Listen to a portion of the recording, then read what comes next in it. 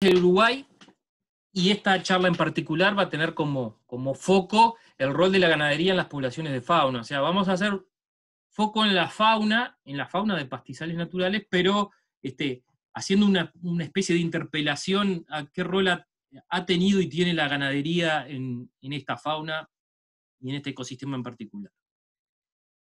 Primero vamos a empezar un poquito haciendo un repaso de zonas ecológicas del Uruguay. Esta clasificación de Braseiro 2015 es bastante nueva. Hay otras que difieren algún poquito, pero tampoco mucho. Y acá hay ecorregiones, y en todas esas ecorregiones hay pastizales. Incluso dentro de cada ecorregión hay pastizales diferentes, campos naturales distintos. Pero básicamente, para ir haciendo una especie de sumario de las áreas más importantes, tenemos hoy por hoy quizás el área más importante y sobre todo por el nivel de conservación que tienen, es la cuesta basáltica, con pastizales propiamente dichos, con una presencia de árboles muy, muy baja, con diferencias en profundidad de suelo que a su vez condicionan esos pastizales y su densidad y su forma. Unas planicies de la cuenca sedimentaria del oeste, donde también tenemos varios tipos, pero muchos de ellos, por ejemplo, asociados al monte parque, es decir, una especie de bosque abierto donde el tapiz herbáceo es muy importante y por lo tanto esta comunidad herbácea también lo es. Luego tenemos lo que sería la zona centro-sur. Ahí también tenemos una diversidad muy grande. Ahí incluye principalmente el área de cristalino, de basamento cristalino del sur y centro, pero también hay suelos basados en material formador sedimentario, y eso hace que la variabilidad de los pastizales, incluso en áreas pequeñas, es muy importante en esa área y hay una diversidad muy grande. Pero también, al igual que en el litoral oeste, son de los que han sido más modificados de todos en el Uruguay. Otras de las áreas muy modificadas es lo que sería la zona sur, que incluye Montevideo y gran parte de Canelones, todo Canelones y alguna partecita de La Valleja también. También son suelos sobre materiales sedimentarios, con planicies mayoritariamente. Tienen en algunos ambientes una cierta similitud con las planicies del litoral. Después tenemos el otro gran área de pastizales naturales aún en Uruguay, que es lo que son las serranías del este, que también en este caso como ecorregión incluye a lo que sería la isla cristalina de Rivera, y esos pastizales, de sierras o de lomadas tienen también una variabilidad bastante importante, hay muchas diferencias según pequeñas microrregiones. También tenemos las planicies del este, asociadas a toda la cadena de lagunas costeras, unas planicies muy importantes, muchas de las cuales están ocupadas por humedales, pero otras están ocupadas por pastizales, en muchos casos acompañados por la palmera butiá. Y luego, por último, dentro de esta micro recorrida, los pastizales del noreste, lo que serían basados en areniscas.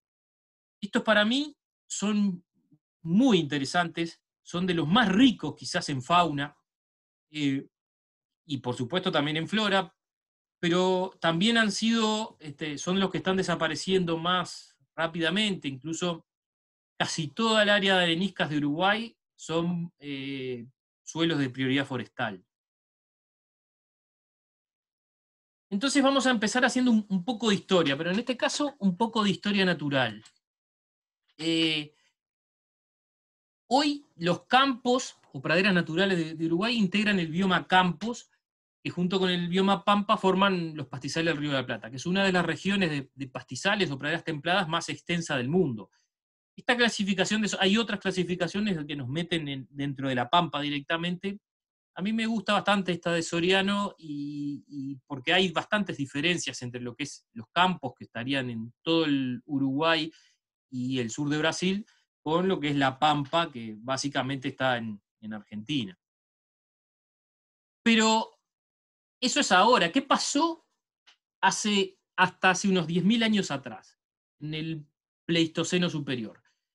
Esto en términos evolutivos es prácticamente nada, o sea, 10.000 años es un segundo en términos evolutivos. ¿Qué quiere decir con esto? Que la mayor parte de las especies que hoy forman parte de estos pastizales evolucionaron hace millones y miles de años con una situación distinta a la de hoy, que era la del Pleistoceno. ¿Qué pasó en esta época?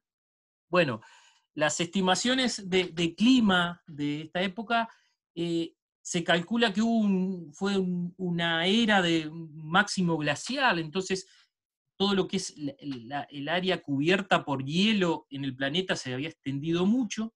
Y si ustedes ven ahí en donde estaría ubicado Uruguay, van a ver un color como bellecito, marroncito.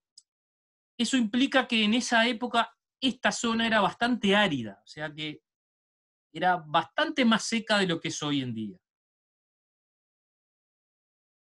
Y si consideramos, pensando en la fauna que vivía en estos pastizales en esa época, eh, teníamos una increíble diversidad, algunos de estos animales de tamaños extraordinarios. Por ejemplo, había varias especies, incluso géneros de perezosos gigantes, como el milodon, que era un animal que podía tener cerca de 1 tonelada, o en el extremo superior incluso el megaterio, que podía llegar hasta las 5 toneladas de peso. También teníamos algún grupo de animales bastante más populares, conocidos, sobre todo han sido bastante representados en dibujos y hasta incluso en muñequitos, son los gliptodontes, eh, animales que también podían pesar hasta casi 2 toneladas, dependiendo de la especie, había muchas especies de este grupo. También teníamos mastodontes, hoy no tenemos elefantes en toda América, pero en esa época, hace no tanto, teníamos varias especies de mastodontes que campeaban por esta zona.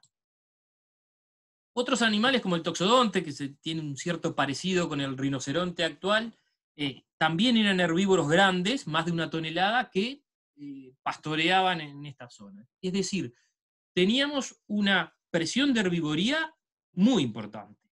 Animales que pastoreaban, porque hoy cuando consideramos la ganadería con una alta carga de biomasa animal de especies que no son nativas, estamos considerando que no es lo natural, de hecho no lo es, pero que tuvimos, hace no tanto, una presión de herbivoría también importante. Obviamente es difícil estimar la biomasa total de estos animales, aunque algunos lo han hecho y calculan que es mucho, y ver qué tanto se parecía a la de hoy. Pero también lo interesante es que había en esa época varias especies de caballos, es decir, un animal herbívoro que desapareció, que hoy no tenemos caballos nativos en toda Sudamérica. Sin embargo, en esa época había varias especies, es decir, que para nuestros pastos un pastoreo de caballos ya no es tan raro. Ahora, ¿qué pasó con esa fauna de herbívoros en los últimos siglos?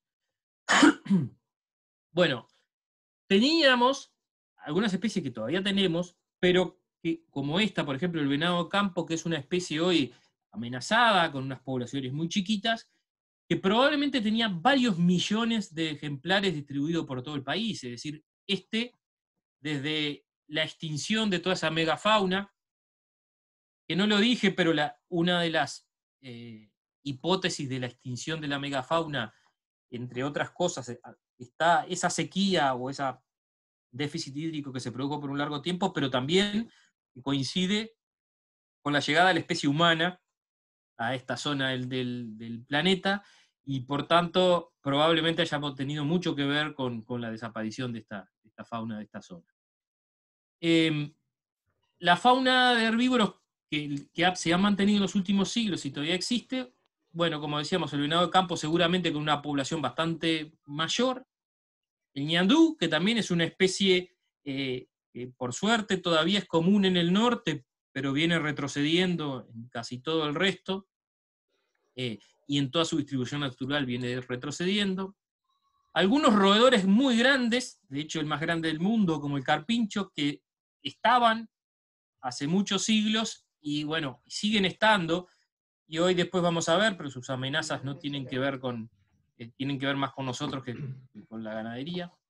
Y también había roedores herbívoros más pequeños, que hoy también siguen estando, probablemente con poblaciones más chicas de lo que originalmente serían por desaparición de arbustales y pastizales altos, pero que bueno, son especies que todavía están presentes. Y no obstante, hay algo que sigue presente hoy y que estaba presente cuando la megafauna, y que probablemente sean los herbívoros más importantes que hemos tenido en miles o millones de años, y siguen estando ahí, que son las hormigas. Herbívoros que normalmente siempre olvidamos y no los consideramos cuando hablamos de comer pasto o comer vegetales, lo que sea, pero la biomasa de hormigas es muy importante, sigue siendo muy importante, probablemente era enorme, y son herbívoros omnipresentes y muy importantes. Ahora veamos la otra parte de la historia del foco de la charla, que es el tema de la ganadería. Entre el 1611 y 1617 aproximadamente, Hernandarias introdujo unos pocos cientos de vacunos y caballos que rápidamente se esparcieron y se multiplicaron al sur del Río Negro. Es altamente probable que no haya sido la única introducción, incluso hay muchos que estiman que el ganado doméstico llegó antes a la región, escapado de las misiones jesuíticas o traído por los bandeirantes, ingresado por los propios indígenas que los tropeaban. Es decir, que es altamente, si bien le asignamos a Hernandarias la introducción de la ganadería, puede haber habido en simultáneo o incluso antes otras introducciones. Lo importante es que en 1680, fíjense que no había pasado tanto, 60 y poco de años, la banda oriental tenía el rol de abastecedor de materias primas de la corona española. Es decir, en ese caso era el cuero el único producto que se exportaba, pero ya éramos abastecedores de otras partes del mundo, en este caso corona española, con materiales provenientes en ese caso, del ganado cimarrón que había en la banda oriental. Pasó casi un siglo para que hubiera un reglamento de libre comercio que permitió, además, agregando que cambiaron las técnicas de explotación del ganado y aparecieron otros mecanismos o metodologías de aprovechamiento y de procesamiento, que también la carne, el cebo y las astas pasaran a ser productos de exportación. Hasta ese entonces solo se vendía el cuero, y recién ahí se empezó a vender la carne. En ese caso era carne salada, ¿no? Por eso empezaron a haber saladeros. Y pasó otro siglo más, y ahí se produce, para mí, lo más relevante en cuanto al cambio de la fisonomía paisajística y de los ecosistemas naturales en Uruguay. La introducción de la ganadería fue muy importante, fue bastante impactante, pero este evento para mí es mucho más importante, que es el alambramiento de los campos. Eso cambió para siempre, por un lado, la circulación de la fauna, pero sobre todo el poder regular, ajustar la cantidad de animales. Empezó a no haber movilidad. Antes los animales se movían como manadas de animales silvestres.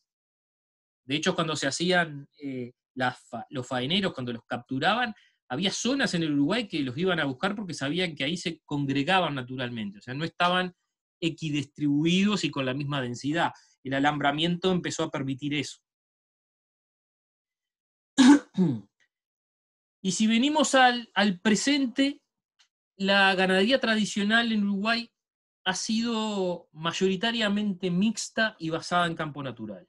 Sigue siendo mixta y mayoritariamente basada en campo natural. ¿Qué es mixta? Bueno, combina el pastoreo de bovinos y de ovinos, principalmente, pero no debemos olvidarnos que en Uruguay es aún muy importante, sigue siendo, lo fue y sigue siendo, la presencia de caballos también en ese pastoreo. Es decir, es mixta, pero no solo bovino-vacuno, sino que, bueno, obviamente, estos dos son el que dan el principal producto comercial, mientras que los caballos, normalmente en Uruguay, está muy restringido el comercio de carne, no se consume internamente, se exporta, y el comercio de animales vivos, obviamente es un mercado muy, muy pequeño. Entonces, pero aún así hay gran cantidad de caballos en los establecimientos rurales. Y por supuesto también durante todos estos años ha convivido con la ganadería la fauna silvestre que ahí estaba. Y en algunos lugares, por suerte, sigue estando, en algunos lugares disminuidas, en otros está relativamente sana. ¿Qué otra cosa es absolutamente relevante e importante en la transformación que ha tenido el paisaje y sobre todo el ecosistema pastizales en el Uruguay? Más allá del tema del alambramiento que lo hablamos, es el tema del stock. ¿Qué es el stock? Bueno, la cantidad de animales o la cantidad de kilos de herbívoro que hay por unidad de superficie. Y en este caso, si ustedes miran las curvas ahí, van a ver que tenemos en verde lo que es la superficie ganadera. O sea, superficie dedicada a la actividad, en este caso desde 1935 hasta el 2010, y vieron que ha disminuido, pero ha tenido relativamente poca variación. En el caso de lo que es la línea roja, que son el stock bovino, o sea, de vacas, ha tenido una tendencia a un ligero incremento. No ha subido mucho, pero estamos aproximadamente ahora en los 12 millones de vacunos, y ha tenido un ligero incremento histórico. Pero lo que ha cambiado mucho, y esto para mí es lo más relevante en los cambios que ha sufrido en las últimas décadas en nuestro campo natural, es el stock ovino. El stock ovino es la línea celeste y ha tenido esos picos de sierra. En algún momento llegamos a tener más de 25 millones de ovinos, y hoy se ha reducido esa población, está alrededor de 7 millones de ovinos aproximadamente, y es absolutamente determinante. Es decir, por el tipo de pastoreo que tiene el ovino, y además estaba principalmente y está principalmente concentrado en algunas regiones, esas regiones sufrían un pastoreo muy intenso en la época del stock ovino muy alto.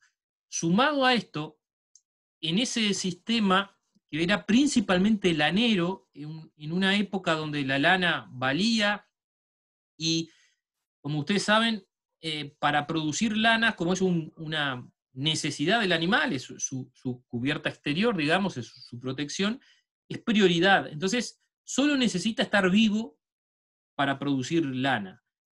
Y en esa época, en la época del pico de población, lo común era tener capones, es decir, animales castrados que no se reproducían, pero solo estaban ahí vivos y produciendo lana.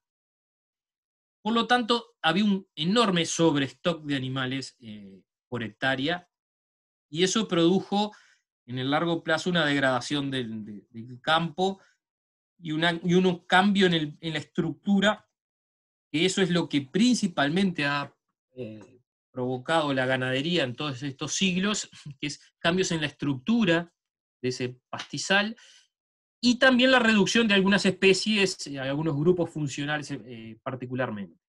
Las invernales, por ejemplo, se han reducido mucho, y bueno, y por supuesto las especies más palatables, las que buscan más ganado son más pastoreadas y han disminuido su presencia o su frecuencia. Entonces ahora vamos a hacer una mirada a la fauna de estos sistemas ganaderos y vamos a empezar por el caso de las aves. Y voy a empezar por el caso de las aves porque he hecho durante muchos años investigación propia en el tema aves, por lo tanto tengo bastante más información de primera mano para compartir. Y después en el segundo término vamos a hablar un poco de mamíferos, ahí ya más basado en información bibliográfica, en investigación que han hecho otros y en muchas observaciones personales en el campo. El caso de las aves. Lo que les voy a mostrar ahora es la síntesis de muchos trabajos de investigación. Todos esos numeritos que ven distribuidos por el país son establecimientos ganaderos. Esto que voy a contarles resume trabajo hecho en 30 establecimientos ganaderos comerciales y 4 campos experimentales de INIA. Involucra 7 proyectos diferentes y 14 años de investigación. Los establecimientos involucrados variaron desde 18 hectáreas, o sea, muy pequeños, hasta 5.500 hectáreas, o sea, la escala es desde muy pequeños a muy grandes. Y también se usaron varios métodos, simplemente a forma de anécdota, transectas, muestreos por puntos, muestreos por listados. Ahí en esa tabla está cada uno de los tipos de muestreo, establecimientos, áreas, etcétera, pero simplemente lo importante acá es que se consideró la presencia de especies que hacían uso de hábitat dentro del establecimiento, es decir, no consideramos uno que pasaba volando a 100 metros de altura, atravesando el espacio aéreo, porque, bueno, no necesariamente estaba haciendo el uso de hábitat. Se tomó como presencia aquellas especies que se registraron un mínimo de 3 veces en cada establecimiento, y consideramos riqueza riqueza, que es el número de especies totales, y especies prioritarias para la conservación, que es básicamente en lo que yo me voy a concentrar para contarles el efecto del manejo ganadero en la fauna. Porque si me pongo a hablar de todas las especies, bueno, nos agarra Navidad acá, ¿no? Solamente también en modo ilustrativo, esto incluyó 1.070 kilómetros de transectas, o sea que caminé un rato largo, más de 750 horas de muestreo y más de 21.000 registros de aves. Los resultados, si le queremos dar una mirada general, bueno, todos estos eran establecimientos ganaderos. Se registraron 231 especies de aves en total. Esto lo tengo que actualizar porque esto no incluía el muestreo que hice el último verano en el norte, y bueno, hay varias especies nuevas, estamos aproximadamente en las 240 ahora. 42 de esas especies son especies prioritarias para la conservación, 10 están incluidas con algún grado de amenaza en las listas de UICN a nivel global y 19 en las listas rojas de Uruguay. Y también, por si les resulta curioso, ¿a qué se dedican estas aves? ¿De qué viven? Si hacemos un paneo global, tenemos que más de la mitad de estas aves son insectívoras. Acá incluí insectívoras, obviamente, todo tipo de artrópodos, porque si comen arañitas o algún otro artrópodo, también están incluidos como insectívoros. Y por supuesto es la fuente de alimento principal, porque hay muchos insectívoros que además comen frutos o semillas. Recién en segundo lugar está, con un cuarto del total de las aves, las especies que se alimentan de semillas, un 25%. Y después un poco más distribuido, casi equitativo, son las que se alimentan de carroña, néctar, herbívoras, o sea, directamente del follaje de plantas, pequeños animales, aves de presa, y aparece ahí como agua, un 4%, en realidad no es que se alimenten de agua, tomar agua toman todas, pero son especies que viven en ecosistemas acuáticos. Por supuesto, dentro de esos ecosistemas acuáticos hay algunas que son herbívoras y otras que capturan peces u otros invertebrados. Pero bueno, para resumir, están todos puestos como agua. Este es un paneo general de las especies prioritarias para la conservación que encontramos. Estas especies prioritarias son prioritarias para Uruguay, para el Sistema Nacional de Áreas Protegidas, por diversas razones, y aparecen ahí con un recuadro rojo aquellas que tienen algún grado de amenaza, ya sea local o global.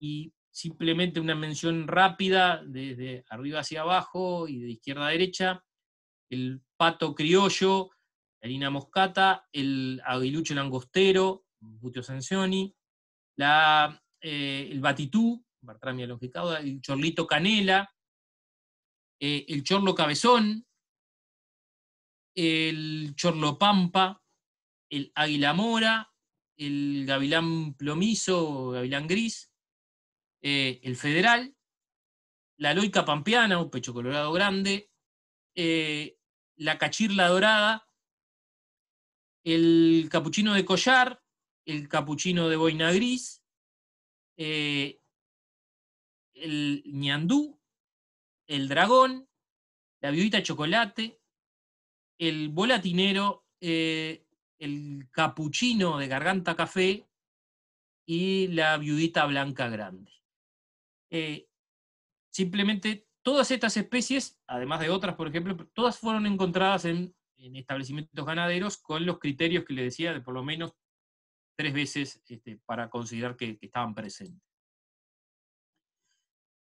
Pero una cosa interesante para ver cuál es el rol o cuál es la influencia de la ganadería en las aves es tratar de interpretar un poco cómo el manejo ganadero afecta. En un manejo tradicional, la ganadería tradicional estaba normalmente sobrecargada de animales, o sea, una alta carga de animales por hectárea. El tapiz es muy bajo, o predomina el tapiz bajo durante gran parte del año, con poca presencia de matas y arbustos y árboles. Y en esta ganadería tradicional incluso hay muchas especies que le va bien. Es decir, este tapiz bajo y normalmente cubierto por especies más rastreras digamos, y menos cespitosas. Hay especies como ñandú que le va muy bien. Son animales que prefieren los pastos bajos, pastorean hojas tiernas, entonces digamos, pasto tierno bajo le viene bastante bien. Necesita alguna zona no tan baja para nidificar, pero es una de las especies que no tendría problema en una ganadería, de hecho no lo ha tenido en una ganadería tradicional. Los problemas de conservación que ha tenido son otros, son la modificación de hábitat, la sustitución del campo natural por otras cosas, sobre todo por árboles o por agricultura, y la caza y el consumo de los huevos, pero no porque tengan problemas de adaptación al hábitat en la ganadería tradicional. Otra especie que también le gustan los pastos cortos es al chorlo cabezón. En general, el grupo de los chorlos, que son especies migratorias en su mayoría, les agrada, les gusta bastante el pasto cortito. Comen insectos pequeños invertebrados en general, y por lo tanto el pasto corto les facilita encontrar ese alimento. El chorlo cabezón es un chorlo patagónico, que migra hacia acá en invierno, es decir, tenemos la presencia de este chorlo en invierno y luego en el verano se va a la Patagonia, que es donde se reproduce. Pero en el invierno patagónico es muy duro, entonces se viene para acá y es uno de los pocos migrantes invernales que tenemos.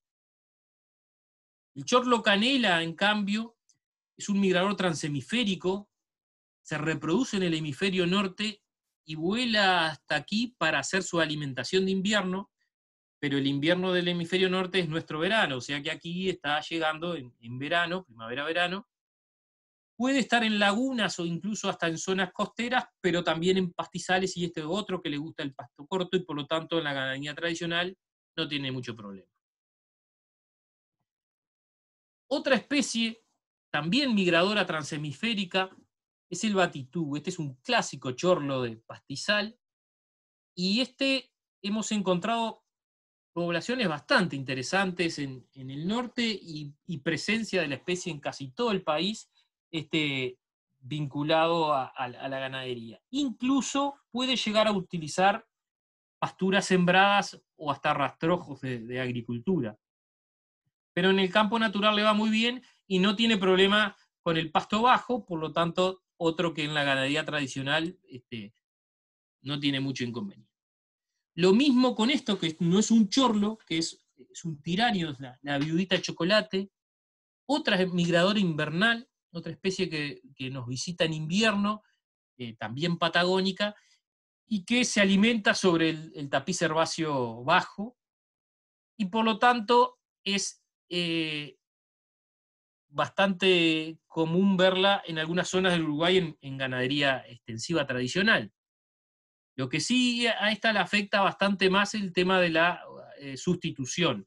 Mientras haya campo natural le va bien, cuando se sustituye por otras cosas no le va tan bien, y no es como algunos chorlos que sí pueden utilizar pasturas sembradas. Hay otro chorlo más, que es el chorlo dorado, Pluviales dominica, que también es otro migrador transhemisférico, se reproduce en el hemisferio norte y viene a invernar en nuestro verano. Y tampoco tiene problema con el pasto corto, otra especie que puede estar presente en costas de lagunas, es muy común en todas las orillas de los lagos del Río Negro, pero su adaptación a pastos cortos hace que no tenga problemas en la ganadería tradicional, digamos. Esa ganadería donde les decía que hay un pastoreo demasiado intenso, entonces el tapiz siempre es bajo, incluso en contra de los intereses productivos. Ahora vamos a hablar un poco de eso. Luego podríamos tener una ganadería con manejo mejorado, llamémosle así. Después al final les voy a hablar de uno de los tipos de manejo mejorado que nosotros hemos estado trabajando directamente, pero en este caso, este manejo mejorado haría que la intensidad de pastoreo promedio se reduzca. Esto quiere decir que hay menos kilos de herbívoro por cada kilo de forraje ofrecido, y eso permite que la estructura, que el tapiz en general se levante, o sea, el pasto crece un poco más alto, y de hecho el tapiz herbáceo promedio es más alto, pero sobre todo lo principal es cambios estructurales. Cambios estructurales muy importantes, como la aparición de matas de cespitosas, que permiten la formación de un segundo o tercer estrato incluso de plantas herbáceas, que para muchas especies de la fauna son importantes. Una de estas especies, que es una especie en peligro, es el dragón, Xanthopsis flavus. El dragón es una especie gregaria, vive en grandes grupos normalmente, a veces, dependiendo del ambiente, en grupos más pequeños, y si bien se alimenta en pastos cortos, necesita para refugiarse pastizales altos o vegetación emergente de humedales. En estos casos, donde existen comunidades de Eryngium pandinifolium, que son caraguatá bañado, que es el que usa para nidificar, estos animales se pueden alimentar en pasto bajo, digamos, y nidificar en esos caraguatales. En zonas donde no hay estos caraguatales necesitan un tapiz herbáceo más alto, tipo matas de paja estrelladora o paja mansa. Si no, aunque puedan alimentarse, no pueden reproducirse y no tienen refugio durante las noches, y seguramente desaparece. Otra especie favorecida con este manejo mejorado, digamos, que hace cambios en la estructura, es la viudita blanca grande. Acá tienen, vuelvo para atrás al dragón, simplemente para decirles que los que ven ahí de dorso negro oscuro y un amarillo intenso son los machos, y esta que ven de un dorso más pardito es una hembra. En el caso de la viudita blanca grande, a la izquierda está con un lomo de color grisáceo, la hembra, y el macho es blanco, con las alas negras. eh, eh, y esta especie se puede alimentar tanto en pastos bajos como en pastos altos, pero necesita para refugiarse y para nidificar pastizales de medios a altos, ya tirando a pajonales. Y eso se produce en estos manejos de menor intensidad de pastoreo, zonas donde se da el desarrollo de Paspalum quadrifarium, que es la paja mansa, y Erianthus angustifolius, que es la paja estrelladora, y se dan esa especie de maciegas y pequeños, digamos, núcleos de pajonalito, que es donde esta especie normalmente nidifica y también se puede alimentar. Luego tenemos una de las especies más amenazadas que tenemos en nuestra fauna, que es la loica pampeana, o pecho colorado grande. Esta tenemos un par de poblaciones conocidas nomás en el norte de Uruguay, y uno de los problemas que tiene es que su requerimiento de nidificación es muy particular. Se puede alimentar tanto en pastos bajos como en pastos medios, pero necesita para nidificar pastos densos en planicies de altura, y de una altura bastante importante, superando los 10 centímetros de altura del tapiz herbáceo y muy denso. ¿Qué sucede? Esto en la ganadería tradicional prácticamente no se da, es muy raro, solamente en alguna primavera muy llovedora, demasiado buena, que los animales no le da el tiempo a comer todo y se producen. Y eso ha generado que haya, entre otras cosas, que se haya reducido mucho las poblaciones, porque el hábitat adecuado para la nidificación es muy escaso en una ganadería tradicional. Entonces, solamente cuando se dan esos manejos con cargas muy controladas, es cuando se pueden generar las condiciones para que esta especie nidifique. Ahí miren, ahí hay uno parado en un arbustito, miren lo que es la densidad del pastizal en ese sitio, que había una colonia de nidificación cuando saqué esa foto. Y por último, tenemos las aves que necesitan situaciones muy particulares, situaciones que se dan muy excepcionalmente en la ganadería, en el manejo ganadero.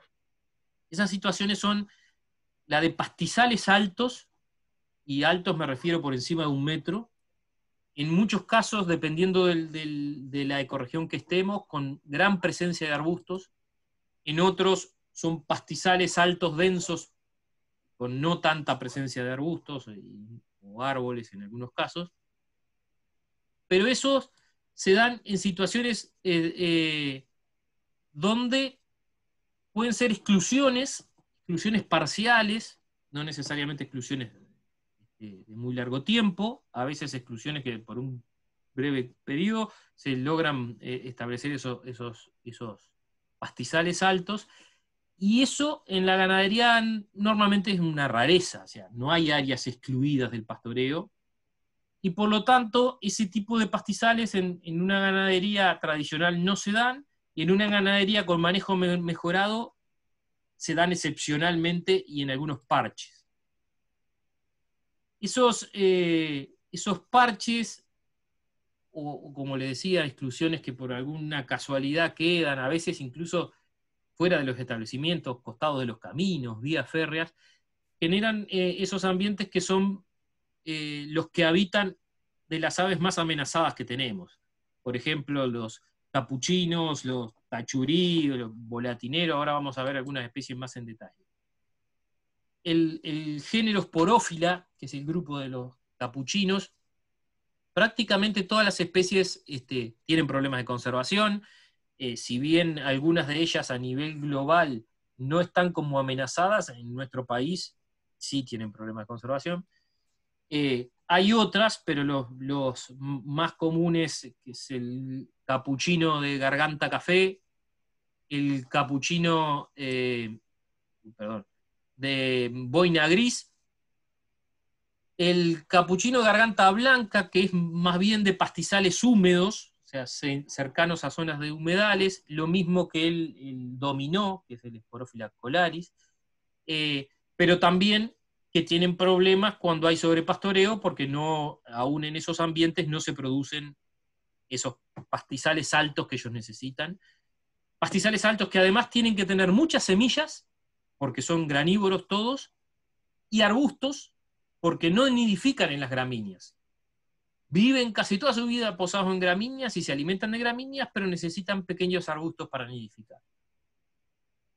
Aquí, por ejemplo, tienen el capuchino boina gris, donde ahí se ve el nidito, que es acá está muy grande, está agrandado, pero es pequeño, pero está soportado en un arbusto que apenas si se ve. En este caso es una carqueja, pero muchas veces usan otros arbustos. Otra especie de estos pastizales altos y densos es el tachurí canela. Yo lo he visto muy pocas veces. Realmente es una especie que, si bien si uno lee las listas de UICN globales, los capuchinos están más amenazados que me parece que es por ausencia de datos, es decir, hay poca gente investigándolos, pero es una especie que está mucho más amenazada en nuestro territorio, incluso que los capuchinos, que también necesita ese tipo de pastos, aunque en este caso se alimenta de insectos. Otra especie que está emparentada con el verdón, que es una especie bastante más común, pero que son los coludos. El coludo chico y el coludo grande, los dos son del género Emberizoides, y también necesitan esos pajonales o pastizales altos, sobre todo en Uruguay, lo que es la paja estralladora y la paja mansa, y es otro bicho bastante raro en Uruguay, bastante difícil de ver.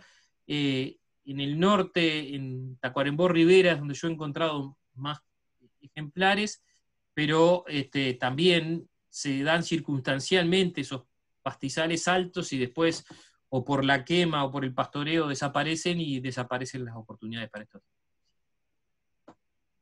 Esta es más común en todo el país, pero también necesita o pastizales altos o arbustales, que es otra de las sucesiones biológicas, digamos, que se dan en nuestros campos, que por el sobrepastoreo o a veces por la quema se reduce mucho su área y esta especie en particular no encuentra hábitat adecuado por esa razón. Entonces utiliza mucho parches que por casualidad a veces se forman de arbustos, a veces en las vías, en los caminos, en algún manchón que el ganado accede menos, pero digamos, se encuentra hábitat bastante reducido. Lo mismo con la ratonera perdizada. Es una ratonera muy particular que vive en pastizales también muy particulares, necesita esas matas de herbáceo medio, entre 60, 80 centímetros de altura, rodeada de una matriz de campo de tapiz más bajo, y en esos ambientes es que se mueve, y para que esos ambientes se produzcan, se necesita un pastoreo de baja intensidad. Esas características se dan mucho en zonas de arenisca, pero como les decía, casi todos los suelos de arenisca son de prioridad forestal, y por eso digamos, estas especies no solo ven reducido su hábitat por sobrepastoreo, sino también por la enorme sustitución que ha tenido el campo natural por la forestación en esa área. Otras especies como el federal están más vinculadas a humedales, pero aún vinculadas a humedales han tenido una afectación por la ganadería, por el pastoreo, sobre todo cuando hay cargas altas, porque normalmente utiliza la totora para nidificar. La totora es una planta emergente de zonas húmedas, que a veces está en zonas donde hay unos cuantos centímetros de agua, pero a veces esas zonas se secan, y cuando se secan, el ganado accede mucho más fácil y la pastorea, porque es una planta tierna que además les gusta, y entonces el sitio de nidificación del federal desaparece. Y para conectar lo que les mostré antes con el resultado productivo, en alguno de estos establecimientos trabajamos en un proyecto multidisciplinario donde se trabajaba sobre el sistema productivo para modificar ese sistema ganadero, y nosotros medíamos cuál era el efecto de eso sobre la biodiversidad y particularmente las aves. Se partieron de productores que estaban en un sistema tradicional. Si ustedes ven esta línea celeste, estamos en los 3 años previos al comienzo del proyecto. Esta era la tendencia que, si ven acá, perdón, están en inglés, meat production, pero es la producción de carne, andaba por debajo de los 100 kilos. Y estos últimos 3 años son los 3 años que duró el proyecto, y esa fue la productividad que obtuvieron los productos. Entonces, aquí empezamos primero a derribar la falsa dicotomía en que no es posible producir y conservar, e incluso en algunos casos aumentar la producción y mejorar la conservación. En este caso particular, estos son los años del proyecto. Si ustedes le sobreponen a esto la altura del pasto como uno de los indicadores que yo les decía, bueno, cuando la ganadería tradicional, que eran estos 3 primeros años, normalmente sobrecarga los sistemas y el pasto siempre está promedialmente muy bajo, entre 4 y 6 centímetros de altura.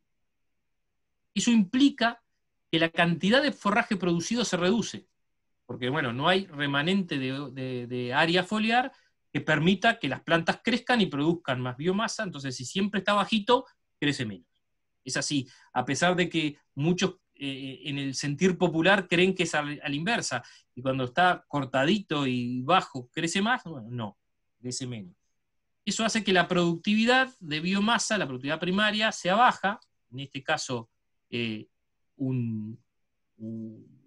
alrededor de 1000 kilos por hectárea, pero como les dijimos, como comentamos hace un rato, en esa situación de ganadería tradicional, biomasa baja y poca productividad, hay especies que no tienen inconveniente, que igual están bien ahí.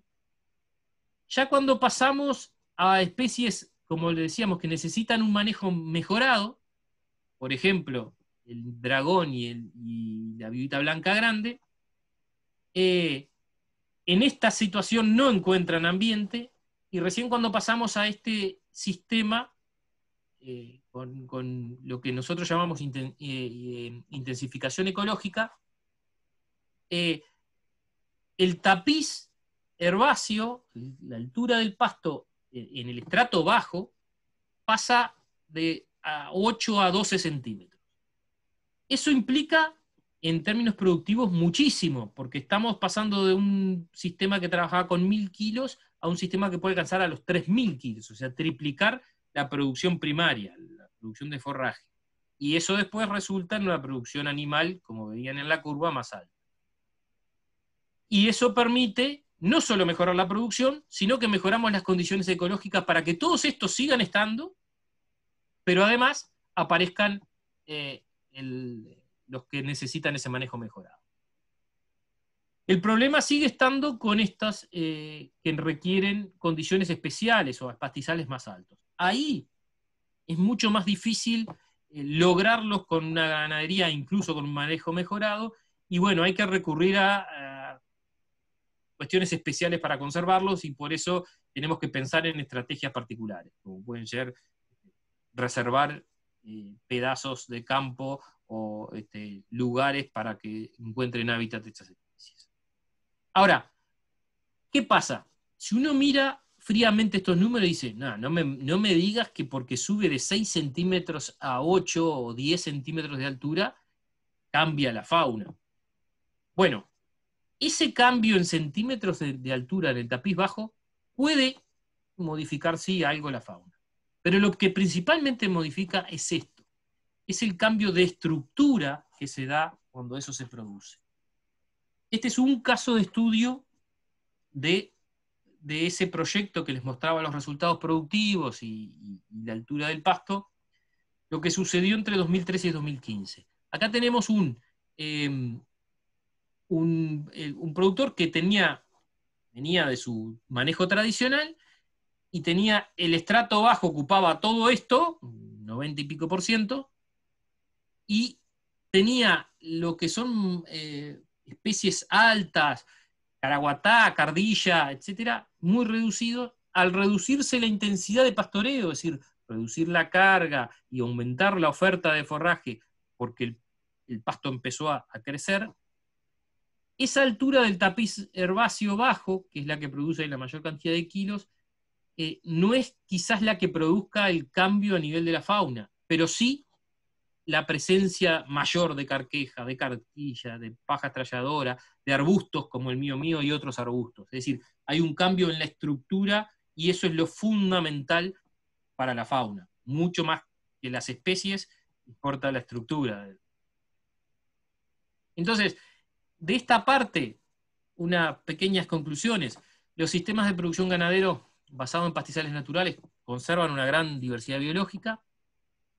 Hay un número importante de especies de aves asociadas a este sistema, y muchas de ellas son especies prioritarias para la conservación.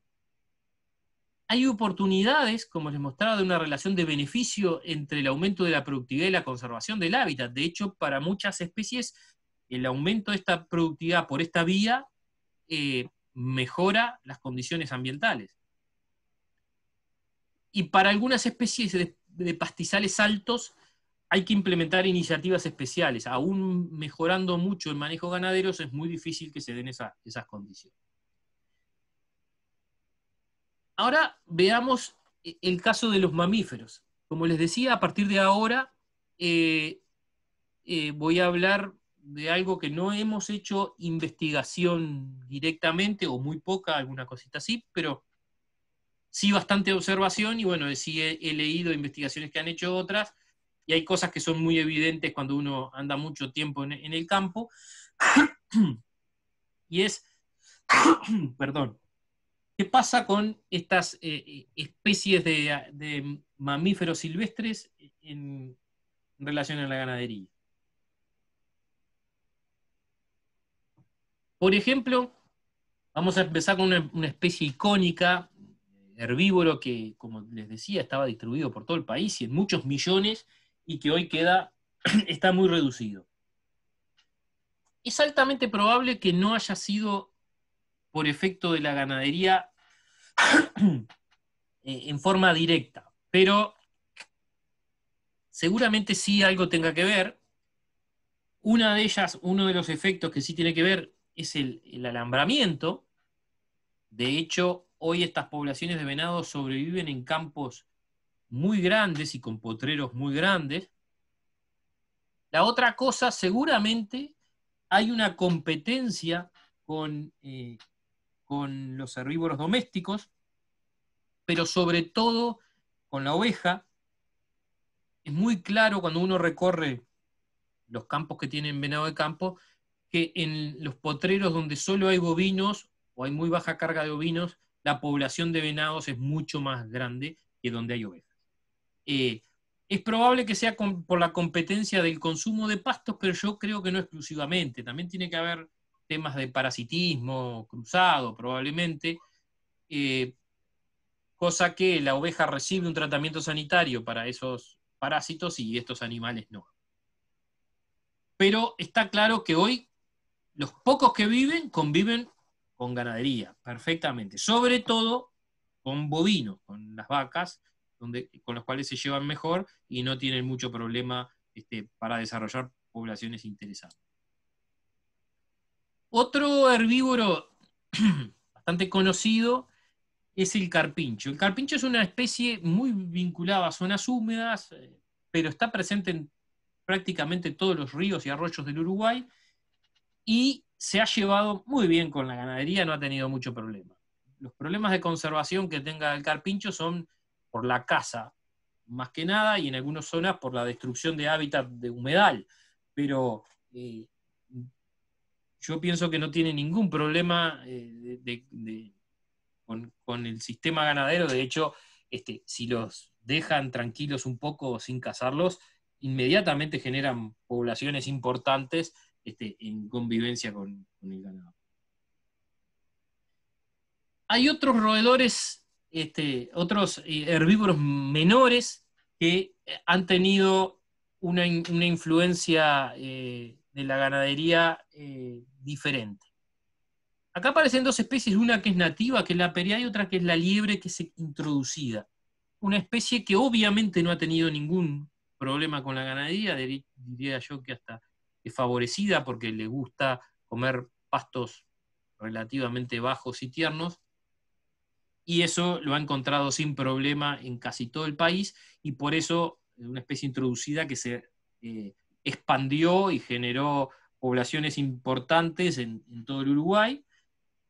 Mientras que la otra que tenemos sí es una especie nativa que también pastorea sobre pastos bajitos, pero se refugia en arbustales o pajonales. Y ese hábitat sí ha tenido una reducción importante, pienso yo, en el Uruguay, por efecto del manejo, que no solo incluye el pastoreo, o sea, no solo es la presión de pastoreo, sino también muchas veces la quema, que es una de las cosas que afecta a esos arbustales, que son chircales normalmente, que es donde se refugia la perea. Hoy la van a ver muy común en todo el país, al costado de rutas y caminos, porque es donde se generan esos arbustales que no se generan en el interior de los campos. Y después tenemos una enorme fauna de micromamíferos que seguramente han tenido afectación diversa y variada. Al contrario de lo que muchos se imaginan, tenemos una enorme cantidad de especies de micromamíferos, la mayoría de ellos roedores, y al contrario de lo que la mayoría se imaginan, la gran mayoría de estos ratones son insectívoros. No comen semillas, o algunos son omnívoros, en el caso que está acá el ratón de campo, pero su principal dieta es a base de insectos. Y acá, por ejemplo, tenemos algunos ejemplos: la rata de pajonal, el colilargo chico, el ratón de campo, pero hay muchos otros que son insectívoros. Estas especies, desde el punto de vista de su dieta, bueno, el alimento probablemente siga estando, pero también muchas de ellas son afectadas por lo que hablábamos de la estructura del tapiz. Se podrán imaginar que una rata de pajonal necesita pastos altos o pajonales, aunque puede salir a alimentarse a pasto corto. Hay otros que son más versátiles, caso el colilargo chico, que necesitan algo de pasto alto o arbustos, pero un poco más versátiles que la rata de pajonal, y otros un poco más todoterrenos, que es como el caso del ratón de campo. Pero la mayoría de ellos necesita al menos que el tapiz supere los 5 centímetros, y son pajonales arbustales, mejor. Otros, en cambio, son mucho menos los herbívoros. Ya tenemos dos ejemplos típicos de ratones herbívoros que son la laucha de campo y la rata conejo. Estos son herbívoros estrictos y prácticamente son las únicas dos especies que uno encuentra en la ganadería tradicional. Nosotros hemos hecho algún trabajo con trampas de caída, y en zonas donde no, por ejemplo en el basalto, que no se forman pastizales altos ni pajonales, o son muy raros, o arbustales, prácticamente los únicos roedores que aparecen son la laucha y la rata conejo, que son especies herbívoras estrictas. La mayor parte de los insectívoros no aparecen, pero no porque no haya insectos, porque insectos hay, por supuesto, sino porque lo que le decía, la estructura no es suficiente para soportarlos, o soporta poblaciones mucho más bajas. Y por último, acá en esta aparece uno que no es ratón, que es la comadreja colorada chica. Es un marsupial, una comadrejita diminuta que llega al tamaño de un ratón mediano o una rata chica, y que es insectívora mayoritariamente, aunque puede cazar ratones también, y esta es muy sensible a la estructura. Necesita pastizales y chircales muy densos.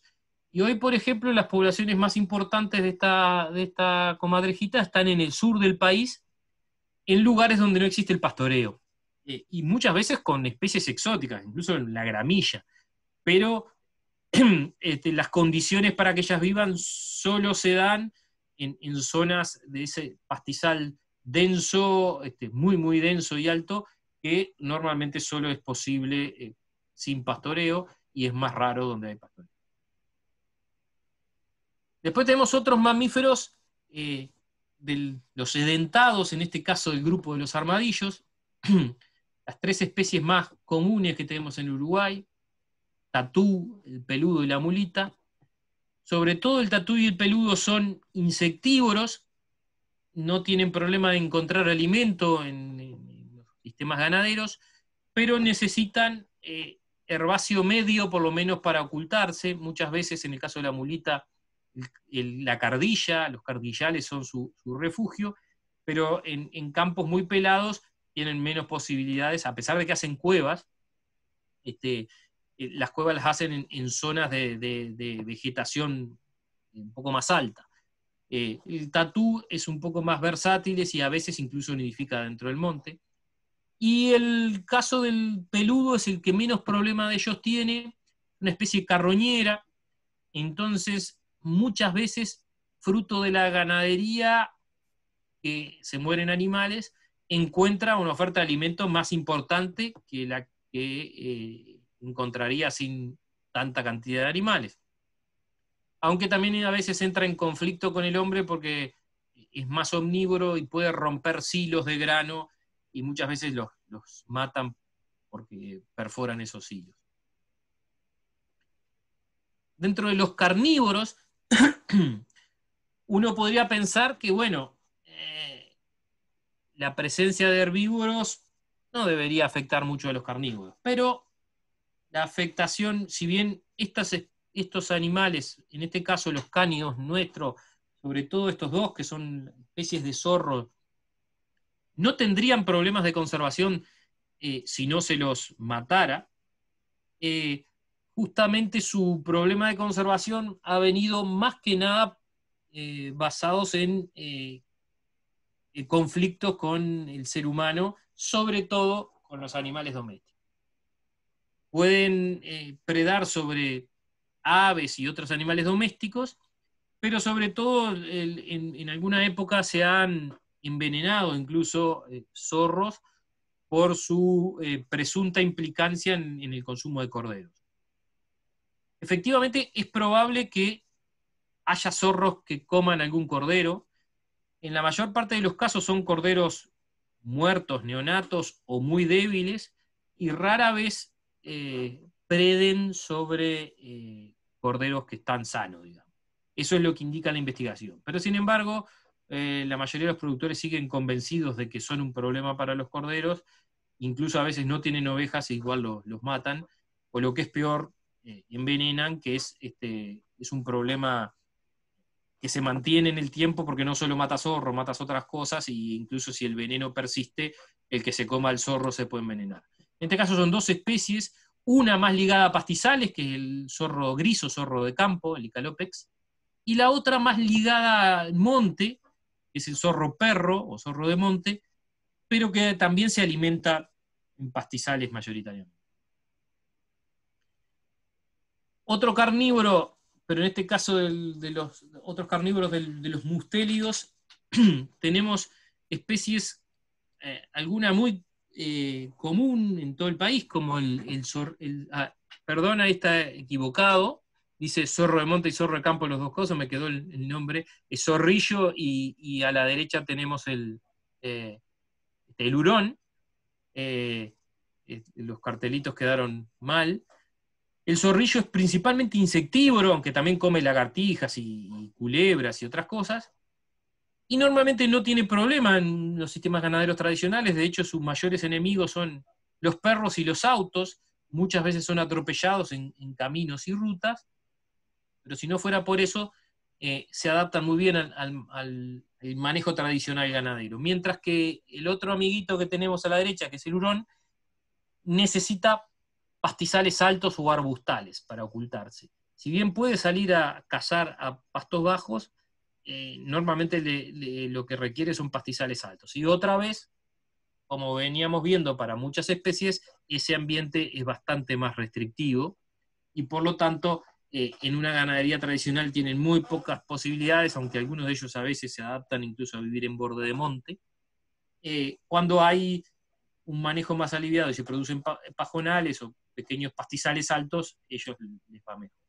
En el caso del hurón, se alimenta de pequeños mamíferos, principalmente.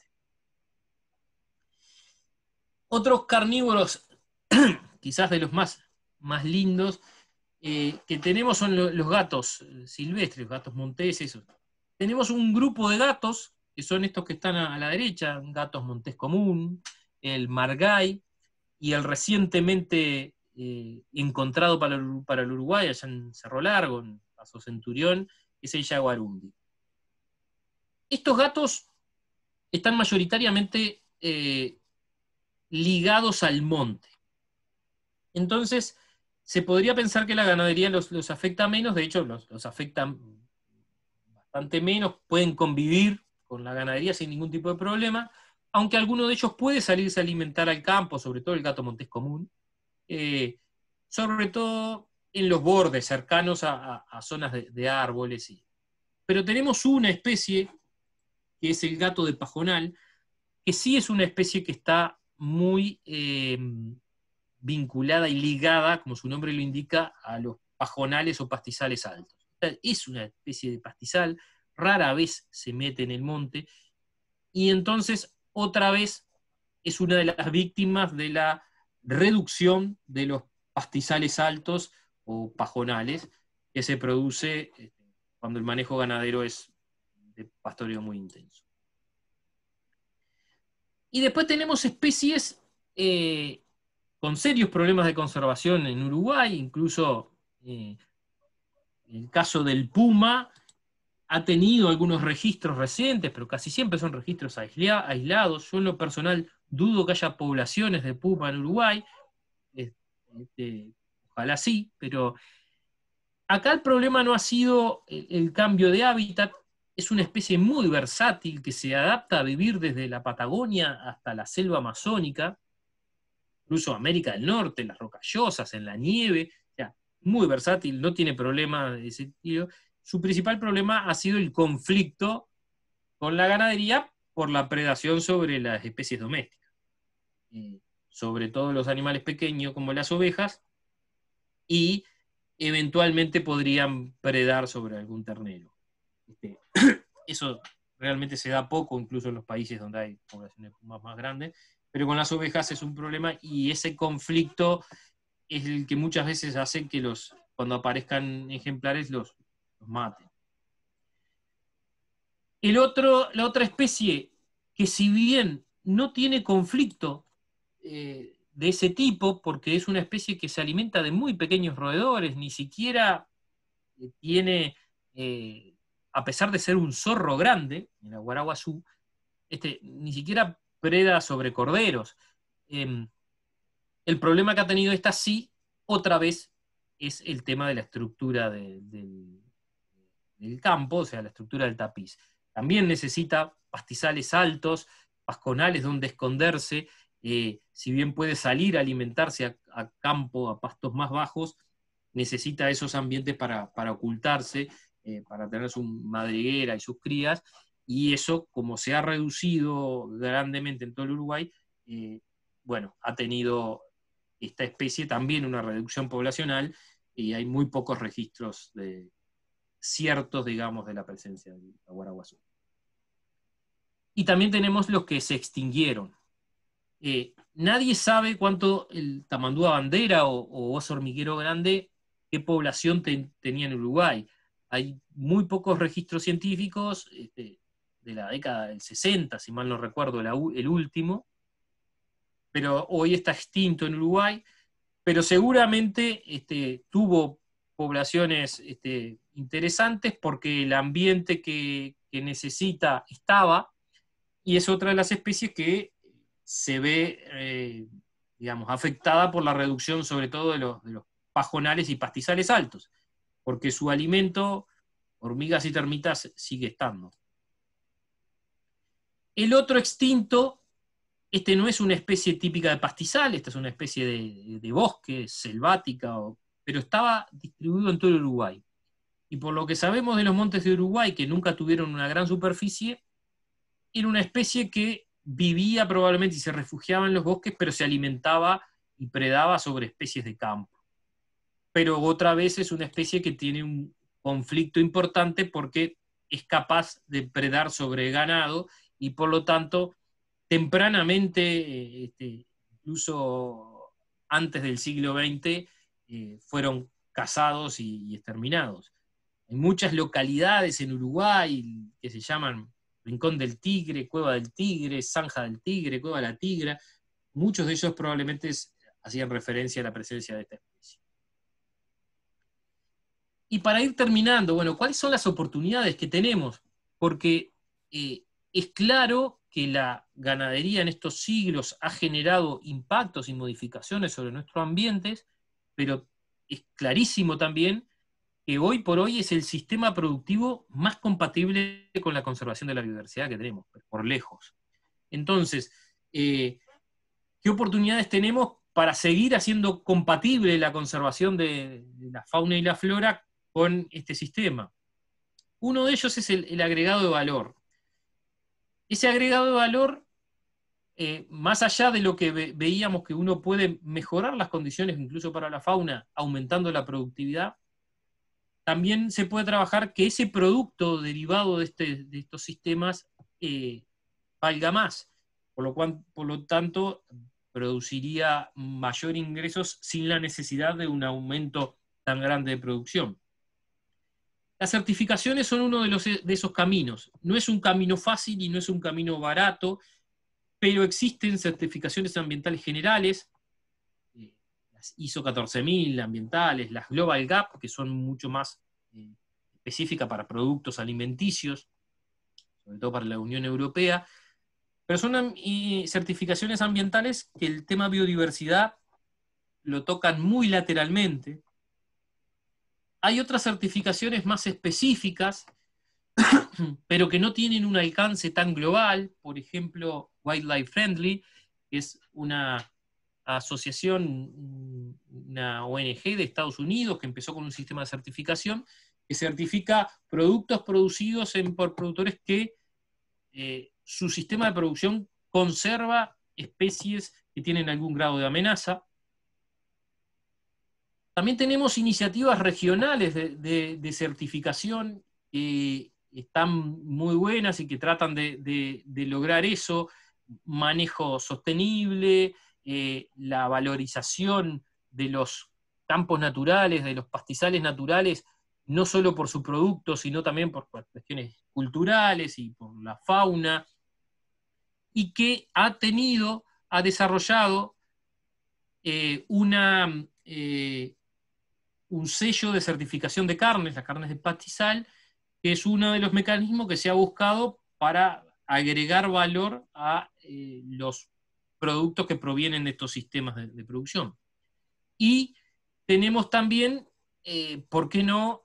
Y yo creo que en esto tenemos que hacer una gran apuesta como país a trabajar a la imagen país, o sea, darle sustento al Uruguay natural y al Natural Meat, haciendo y diciendo lo que somos. Entonces hay que decir que estos sistemas de producción, y hay que mostrarlo y demostrarlo, que estos sistemas de producción tienen una compatibilidad con la conservación de la biodiversidad muy importante, y que por lo tanto cuando uno consume un producto que viene de acá, está contribuyendo a la conservación de la biodiversidad.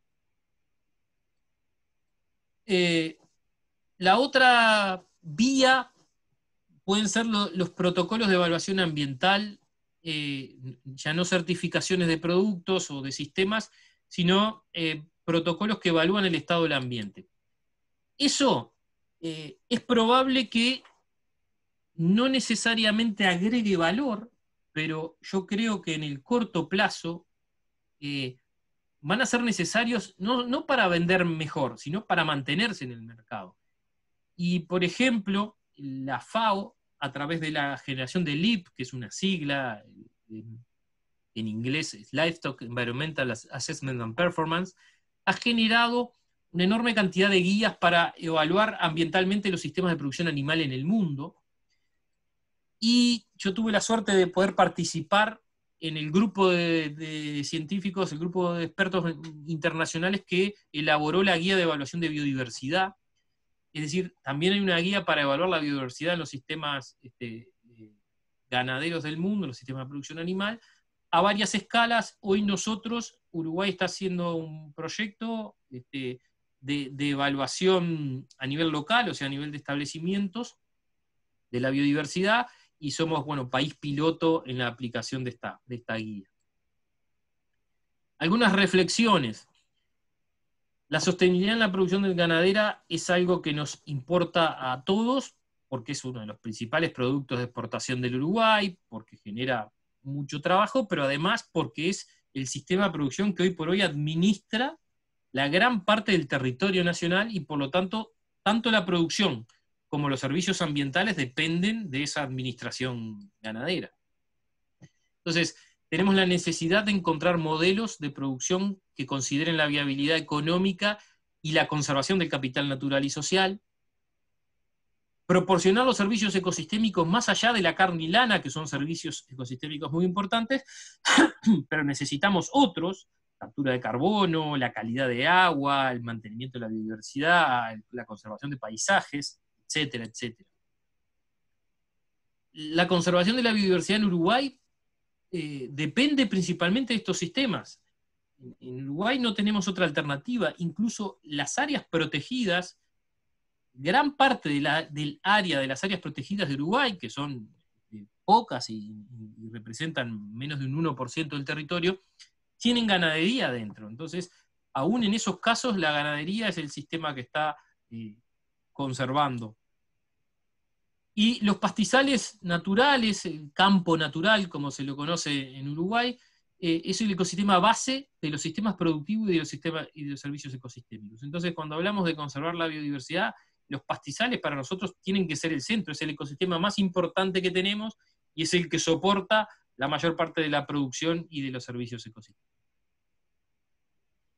Y bueno, en el caso de los trabajos que hemos hecho nosotros en investigación, la mejora de la productividad por la vía de la intensificación ecológica podría ser una de las claves para acercarse a ese compromiso de producir y conservar a la vez. Bueno, gente, muchas gracias por su atención. Espero que no haya sido muy aburrido. Y bueno, estamos a las órdenes ahora para contestar las preguntas, interrogantes que tengan, o bueno, lo que quieran. Gracias, Oscar. Quizás para un mejor orden, les pedimos que los que tengan preguntas se anoten en el chat, o anoten la pregunta en el chat y se la vamos haciendo directamente a Oscar.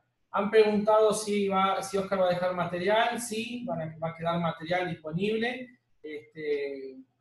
Ténganos paciencia, hay que procesar toda la información, los que están asistiendo, y después vamos a enviar la videoconferencia, que gentilmente Oscar cede la misma, incluso para la divulgación en el canal de YouTube de la asociación. Por ahora lo que tenemos, Oscar, son muchísimas gracias, la excelencia de, como siempre, tu exposición, lo interesante de esa perspectiva integradora con la que se abordó las temáticas. Bueno, excelente, muchísimas gracias. Muchísimas gracias. Bueno, no sé si tienen alguna consulta. Sí, por acá Gisela hace una pregunta. Dice, ¿en qué consistió la intensificación ecológica del sistema? Buena pregunta, porque yo por falta de tiempo no me metí en eso, y es bastante complejo, pero voy a explicar un poco cuáles son las claves. La clave central es trabajemos con más pasto. Eso es el resultado que hace a esa intensificación ecológica. ¿Por qué esa intensificación? porque en una unidad de superficie dada obtenemos más producción. Por eso pero no es intensificación en el uso de insumos. De hecho, ese proyecto tenía como base que no aumentara los costos y que no aumentara el uso de insumos por los productores. Fue todo técnicas de manejo. Y ahí tiene que haber técnicas de manejo reproductivas, técnicas de manejo de diagnóstico, técnicas de manejo del ganado, cuándo, cómo y qué categorías poner dónde, por supuesto, ajuste de carga, eso es fundamental. En casi todos los productores hubo una reducción de la relación ovino-vacuno, es decir, algunos trabajaban con ovinos, o sea, una carga ovina muy alta en relación a la de vacuno, y eso afecta, como les decía, la estructura.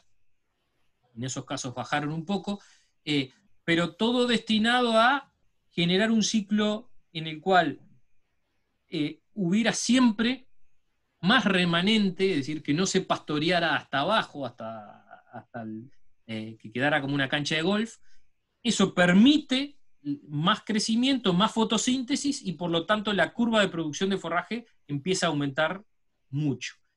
Y es simplísimo, pero no es tan simple que los productores lo entiendan y lo adopten, y una vez que se convencen y lo ven funcionar, por supuesto, permanecen trabajando de esa manera y siguen aumentando su productividad. Pero al principio cuesta mucho porque la tradición, incluso hasta afectan, les parecerá mentira, pero afectan cosas como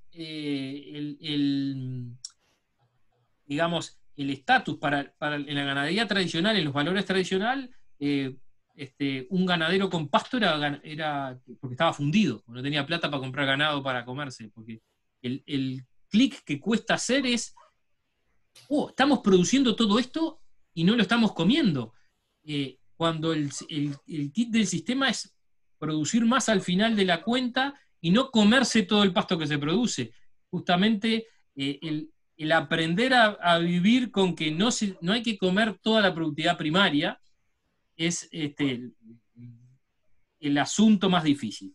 Entonces la intensificación ecológica va por ese lado, ajustar manejo, muy poca cantidad de insumos, utilizar las pasturas sembradas solo en forma estratégica, es decir, no sustituir grandes cantidades de campo natural por pasturas sembradas, sino que las pasturas sembradas jueguen como una válvula de escape para aliviar el campo natural, que es la base de la producción. Bien. Pablo Antonaccio, ¿qué incidencia tiene el jabalí? Bueno, ahí hay dos tipos de incidencia. La incidencia documentada, que es la que más se queja a la gente, es el efecto sobre todo sobre corderos, la predación. El jabalí nuestro es una especie de cerdo silvestre que se ha hibridado entre el jabalí y el cerdo doméstico, es bastante más carnívoro que el jabalí original y preda sobre ganado. Pero, desde el punto de vista de la biodiversidad, si bien no hay estudios, podemos asumir que seguramente está predando también sobre la fauna nativa, no solo sobre ganado. Seguramente si encuentra cría de carpincho, huevos de pájaros, nidos y todo eso, también se los come. También es evidente el daño que genera en las osadas que hace, que son como que are tierra, a veces manchones enormes, y remueve el tapiz, y eso no hay ninguna especie nuestra de fauna que lo haga, entonces está alterando ahí los tapices y los ecosistemas también. Por lo tanto, si bien no está bien documentado, seguro que está generando impactos a varias escalas. Oana del Aqua pregunta, en Río Negro, ¿han aumentado mucho los carachos? ¿Se sabe por qué? Mirá, el carancho es una especie bastante frecuente en todo el país. Es un oportunista, un bicho que sobre todo carronea, pero puede cazar si lo necesita, y es como un todoterreno. Siempre ha sido común. Y el tema de que haya aumentado, mucha gente lo manifiesta, no me consta. En los 20 años que llevo registrando, siempre he visto la misma cantidad de caranchos. Pero igual hay gente que insiste que ha aumentado. Es probable que hayan pasado dos cosas. Una es desplazamiento.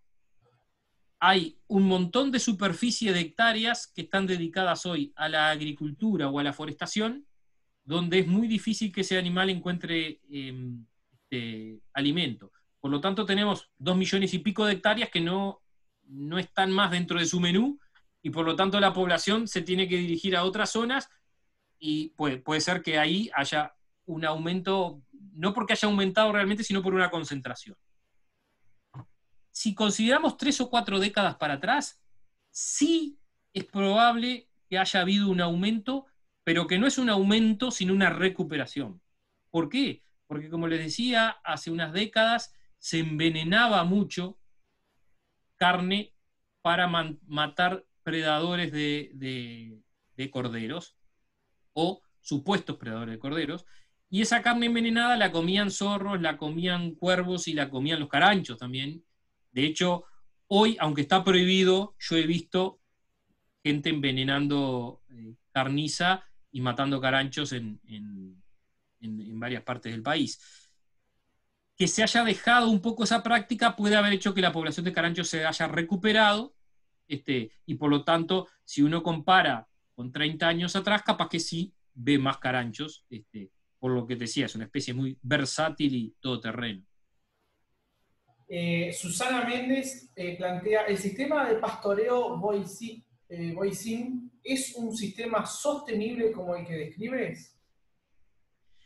Conozco poco del sistema Voisin, me gustaría tener más información científica. Todo lo que he leído son empírico y hay poco registro de cosas, y todo lo que hay es productivo. Desde el punto de vista de la biodiversidad, yo tengo una hipótesis, pero digamos, no lo he podido demostrar, que el sistema Voisin es negativo.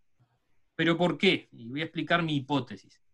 El sistema Voisin, para los que no lo conocen, es un sistema rotativo, donde se hacen pequeñas parcelas, donde alta carga de animales pastorea a la vez, después se retiran todos los animales y se deja un periodo de descanso, para que ese tapiz digamos, se recupere y pueda volver a ser pastoreado. Todo lo que hay científico, hay un investigador en Estados Unidos que durante 30 años ha seguido el pastoreo continuo y el pastoreo rotativo y no ha encontrado ninguna diferencia de producción entre ellos si la intensidad de pastoreo se mantiene constante, es decir, la cantidad de kilos de pasto por kilo de animal que uno le pone encima. Si eso se mantiene constante, la productividad no cambia. Pero el efecto sobre la biodiversidad yo creo que sería negativo, porque ese sistema hace que se homogeneice mucho el tapiz. Es decir, uno come todo a la vez, es como si pasara una podadora, una cortadora de césped. Crece y vuelve a comer todo a la vez, pero todo de una, con altas densidades, entonces se pastorea muy parejo, y lo que se forma es una especie de damero, donde tenés parchecitos de pasto muy bajo, parchecitos de pasto mediano, parchecitos de pasto alto, pero la doble y triple estructura, que es importante, como les mencionaba, de que aparezcan partes bajas, matas medias y matas altas, eso no se da. Entonces, mi hipótesis es que para muchísimas de las especies, si el pastoreo Voisin fuera la única forma de manejo, sería contraproducente. Pero no hemos hecho ningún trabajo, ni conozco a nadie que haya estudiado eso. Juana del Agua plantea, ¿qué se sabe de la reglamentación nuevas de la LUC con las áreas protegidas? Mirá, lo que se sabe es que había 2 artículos propuestos para eso, para modificar la ley de áreas protegidas, lo cual uno de ellos, que era el que más preocupaba a la gente que está en conservación, es del 501, que implicaba que para ingresar una nueva área, o para ingresar cada padrón a un área protegida, se necesitaba el consentimiento del propietario. Eso hizo sonar todas las luces de alarma, y bueno, hubo una movilización grande, científicos, ONGs y demás. De hecho, a mí me tocó ir al Parlamento, a la comisión asesora, a la comisión que está trabajando sobre la LUC el viernes pasado, a argumentar sobre esto. Lo mejor sería que no estuvieran esos artículos para que, digamos, la ley de áreas protegidas, que tienen muchas posibilidades de mejora, se discuta con más tiempo, para que no sea una discusión urgente y en general. Y esos artículos, como se estaban proponiendo, ponían el interés particular por encima del interés general. O sea, la declaración de un área protegida es de interés general, y eso supeditaba al consentimiento de un particular. Entonces, lo creíamos inconveniente. Hoy ya se han modificado y hay propuestas de modificación. Muchas de esas propuestas de modificación solucionan ese problema, pero ponen otros. Entonces, no sabemos todavía en qué va a quedar eso. De hecho, incluso ahora una de las principales agremiaciones de productores agropecuarios, como es la Cooperativas Agrarias Federadas, envió una nota diciendo que el artículo ese debería sacarse y que debería quedar como estaba originalmente en la ley de áreas protegidas. Y bueno, ese es el estado de situación de la LUC. Entraron esos dos artículos así, como de repente. Todo el mundo considera que eso no es de urgente consideración y que hay que hacerle consideraciones, pero muy discutidas y debatidas para no comprometer el futuro del sistema. Bien. Vanessa González pregunta, ¿cuál es la diferencia entre el pecho colorado y la loica pampeana? Registré en Florida, pero no sé cuál es y no noto la diferencia. Bueno, sí, tienen mucha diferencia. Si estás acostumbrado a ver aves, te parecen muy similares, si no, de hecho, normalmente pasa con los observadores de aves que están iniciando, que ven loicas pampeanas por todos lados, y cómo que están tan en peligro si yo las veo. Bueno, el pecho colorado chico, pecho colorado común, es un poquito más chico, tiene una vincha blanca en el ojo, una ceja, por eso es Numera superciliaris. El que no tiene la loica pampeana tiene un pico un poquito más corto, es más rojo, el pecho colorado chico, este es un rojo anaranjado, y sobre todo, desde el punto de vista ecológico, el pecho colorado común o chico tiene la capacidad de adaptarse a ambientes modificados. De hecho, le encantan las praderas de tréboles, raigras y festuca, mientras que la loica pampeana solo está en campos naturales muy bien conservados. Desde el punto de vista físico, a veces parece que son sutilezas, cantan distinto también, aunque hay que tener el oído bien afinado para distinguirlos, pero cantan distinto. Y a veces parece que son sutilezas las diferencias, pero uno es una especie muy común, como el pecho colorado, y la loica pampeana es una especie de las más amenazadas. Bien. Oscar, después tengo un montón de agradecimientos y para dar finalizada la conferencia, quizás que alguien tiene una pregunta directa para hacer, si no, cerramos por acá el encuentro del día de hoy. Bueno, si alguno quiere preguntar a las órdenes, unas cositas que le quería decir antes de cerrar es, yo voy a pasar la presentación en PDF para que la tengan. También, si quieren encontrar información, tanto de lo que nosotros hemos hecho, producido en esta materia, como incluso esto de intensificación ecológica, si entran a info de INIA, ahí está todas las publicaciones de INIA de lo que quieran. Entonces pueden empezar a buscar o por autores, o por tema, o por lo que sea, y van a encontrar la información al respecto. Así que no les voy a enviar los materiales porque ahí todo lo que hemos producido desde el punto de vista de investigación está ahí. Sí, le voy a mandar esta presentación. Y como siempre, a las órdenes, o sea, mi correo electrónico no es ningún misterio, es bien fácil de encontrar, y estamos a las órdenes para lo que necesiten. Lo mismo si quieren por WhatsApp, consultas de este tema o de cualquier otro tema que les pueda ser útiles, no hay ningún inconveniente. Bueno, entonces, muchísimas gracias nuevamente, Oscar. Te voy a pedir si te podés quedar un minutito hasta que se retiren los colegas como para conversar. Y bueno, a los demás colegas, muchas gracias como siempre por la asistencia. El agradecimiento en parte del nombre de la directiva, que veo varios mensajes en privado hacia la asociación. Muchas gracias. Estamos tratando de ayornarnos a los nuevos tiempos y poder acercarnos a todos. Muchísimas gracias y nos vemos el lunes en la última conferencia relacionada a biodiversidad. Buenas noches. Muchas gracias a todos, un beso.